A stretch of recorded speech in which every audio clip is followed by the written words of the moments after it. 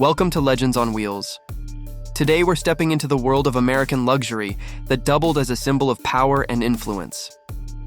This is the story of the 1979 Lincoln Town Car, a ride that earned its place as a true Mafia classic.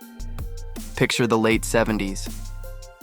The Godfather films had already cemented the image of mobsters in sharp suits, cigar smoke filling the air, and big, black luxury cars waiting outside dimly lit clubs. And right there, standing tall, was the Lincoln Town Car. This wasn't just a car for getting from A to B. It was a car that told the world you meant business. The Town Car was enormous. At over 19 feet long, it wasn't just transportation. It was a rolling throne. The square, commanding front end with its upright grille gave it a face of authority.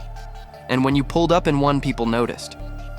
It wasn't flashy like a sports car, but it carried an aura of quiet power. The kind of presence that made others step aside, step inside, and the Town Car was a world of comfort. Plush leather seats, thick carpeting, and enough space in the back to stretch out like royalty. It was the kind of car you didn't just drive, you were chauffeured in it. For mob bosses and street kings, this wasn't just luxury, it was strategy. Riding in the back seat let them conduct business, stay hidden, or simply enjoy the sense of control. But beneath that calm, elegant look was a heart of steel. The 1979 Lincoln Town Car came with a big V8 engine tuned more for smooth cruising than speed. It wasn't about racing down the block, it was about gliding through it.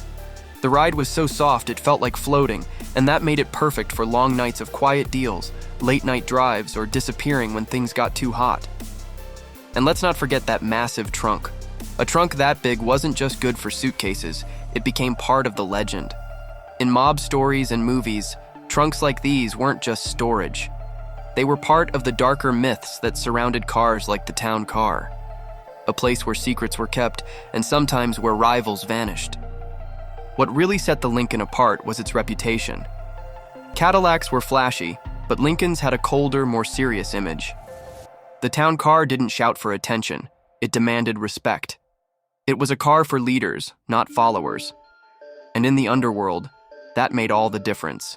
The 1979 model in particular came at a turning point. The 80s were right around the corner and smaller, more efficient cars were on the rise. But the 79 Town Car stood as one of the last great American land yachts. Big, bold, unapologetic. It was the perfect send-off to an era where size and presence were everything.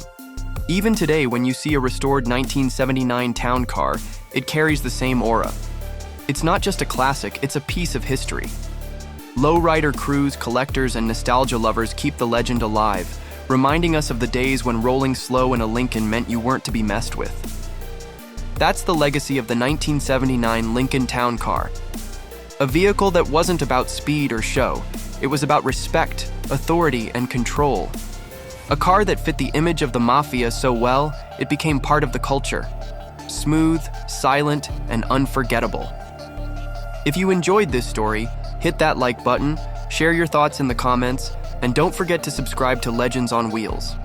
Because here, every ride has a story, and every story has a legend.